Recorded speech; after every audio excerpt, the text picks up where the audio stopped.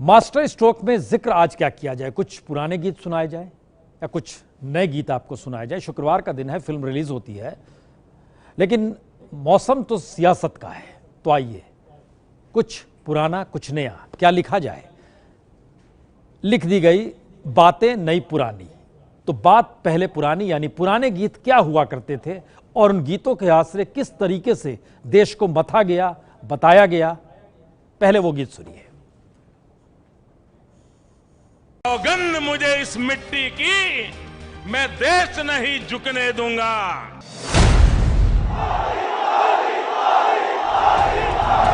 आप में कोई है भाई जिसको दिल्ली सरकार ने नौकरी दी हो? ये काला धन वापस आना चाहिए। कांग्रेस के भ्रष्टाचार की पहचान बन गई है। भारत को फिर से विश्व गुरु बनाना है। ये जवान और किसान कांग्रेस के शासन में सुरक्षित है क्या? अद्भुत जीत थी ये, क्योंकि दागी राजनीति, भ्रष्ट सिस्टम, कांग्रेसी कल्चर, युवा, महिला, किसान, हर किसी के गुस्से को जुमा देने वाला नेता था। वह नेता जो गली मोहल्ले, शहर, गांव, जिले, कस्बे, हर जगह घूम घूम कर बता तो यही रहा था कि व्यवस्था चौपट हो चली है। तो जनादेश वाकई अद्भुत मिला।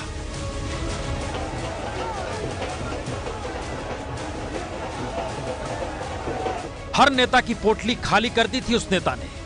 मायावती का दलित दौरा खत्म हो गया, कांग्रेस का मुस्लिम तुष्टीकरण हवा हवाई हो गया, क्षत्रपों की सियासत खत्म होने लगी, जातियों के समीकरण धराशायी दिखाई पड़ने लगे।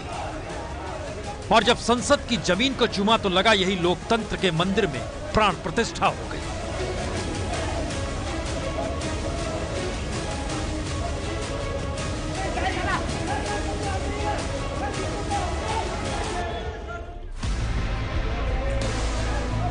तो सब कुछ तो था, हर सियासत नतमस्तक थी।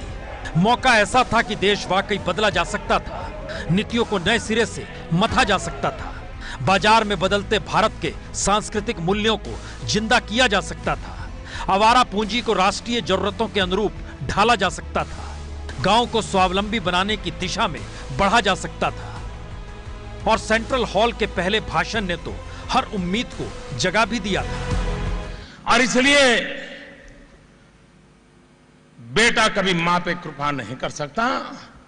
बेटा सिर्फ समर्पित भाव से मां की सेवा करता है। और वक्त के साथ नजारे बदलते चले गए।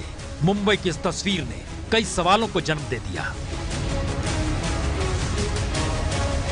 और उसके बाद 9 अरब से ज्यादा का चूना लगाकर 11 ब्रीफकेस के साथ विजय माल्या दिन के उजाले में फरार हो गया। सत्ता ताकती रही। फिर नीरव मोदी फरार हुआ, साथ में मेहुल चौकसी फरार हुआ। और जानकारी मिली देश के कुल 31 अरबपति देश को अरबों का चूना लगाकर भाग गए हैं। तो हर डायलॉग बेअसर सा लगने लगा। न खाऊंगा न खाने दूंगा। तो क्या जोर शोर से जो भी बातें कही गई वो देश के नागरिकों की भावनाओं से ही खिलवाड़ कर रही थी? क्योंकि ऐसा कोई मुद्दा था ही नहीं जिस पर 2014 में सत्ता पाने के लिए कहा नहीं गया, और ऐसा कोई मुद्दा बचा ही नहीं जिस पर कहा गया और वो असर कर गया हो। भारत देश बचाना है, मोदी जी को लाना। आप में कोई है भाई जिसको दिल्ली सरकार ने नौकरी दी हो? ये काला धन वापस आना चाहिए। कांग्रेस के भ्रष्टाचार की पहचान बन गई है। ये है एबीपी न्यूज, आपको रखे आगे। ये पुराने गीत थे, नए गीत किस दिशा में ले जाएंगे आपको? इस तस्वीर को जरा समझने की कोशिश कीजिए। मौजूदा वक्त के नए गीत क्या कहते हैं?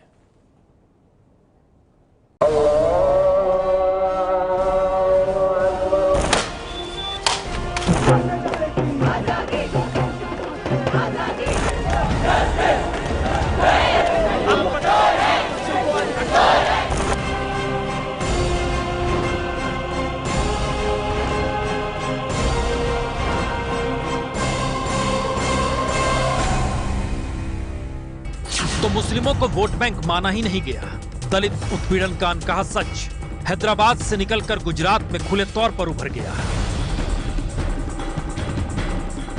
देश की प्रीमियम यूनिवर्सिटी नारों में खो गई। रोजगार में भी घपला तो सड़क पर छात्र निकल पड़े। रेप भी सियासत की चौसर पर पासा बनाकर फेंकी जाने लगी। किसान की आस उम्मीद टूटी तो खेती की जगह आंदोलन का रास्ता उसने पकड़ लिया।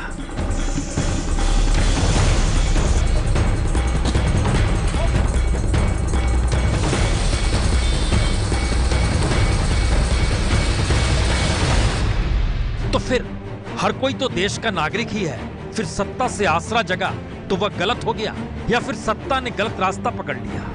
क्योंकि सुप्रीम कोर्ट से आवाज आई, बैंकिंग सर्विस ने आवाज लगाई, यूनिवर्सिटी से आवाज उठी, तो हालात डिरेल किए किसने? 2014 से 2017 तक 12,787 बैंक फ्रॉड हो गए, जिससे 17,789 करोड़ का चूना लगा दिया गया। नोटबंदी से 2017 के पहले 4 महीनों में 15 लाख नौकरियां चली गई और यह जानकारी central for monitoring Indian economy ने दी। रिजर्व बैंक ने तो कहा कि 16,000 करोड़ रुपए जमा हुए, पर उसे 21,000 करोड़ के नए नोट छापने की जरूरत पड़ गई, क्योंकि नोटबंदी के बाद 99% रुपया सर्कुलेशन में आ गया। तो फिर गड़बड़ी हुई क्यों, या ये कहें हो क्यों रही है? मिडिल क्लास ने तो 2014 में टैक्स तक की राहत की उम्मीद जगाई थी और उसे लगा था टैक्स माफ हो जाएंगे, पर टैक्स माफ तो नहीं हुए, हालात और बुरे हो गए। कच्चे तेल के खेल में 2014 से लगातार हर बरस सरकार ने 4.5 लाख करोड़ रुपए कमाए। कहीं तो चूक हो रही थी, कहीं तो गवर्नेंस संभल नहीं रहा, तभी तो रोजगार का संकट देश का सबसे बड़ा संकट हो चला।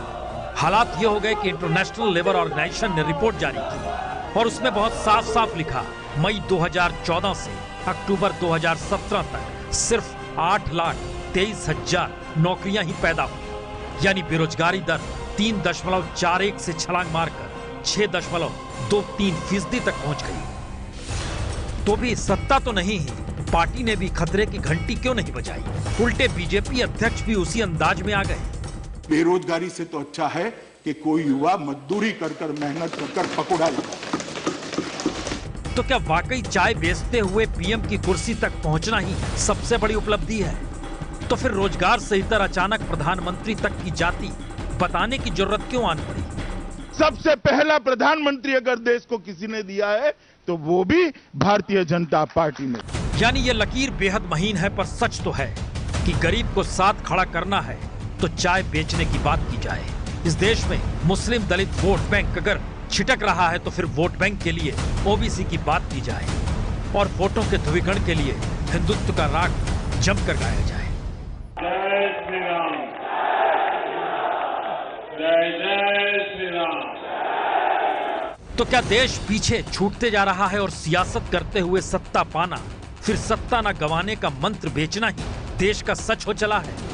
तो फिर जनता क्या सोचे कि 2014 में उसने देश को बदलने के लिए नेता चुना पर वो ठगा गई, या फिर सत्ता पाने के बाद नेता के सरोकार ही जनता से खत्म हो गए और सियासी सरोकार ने मुनाफा घाटे का ककारा सिखा दिया? तभी तो देश में खुदकुशी करते किसानों के बीच किसान आंदोलन भी जन्म लेता है, तो देश के अनाज, साग, सब्जी, दूध को जमीन पर बहा देता है, वो आज भी फेंक रहा है।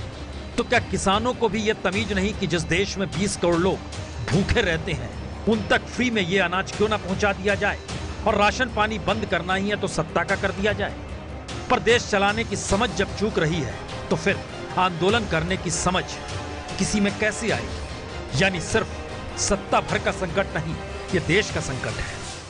ये है एबीपी न्यूज, आपको रखे आगे।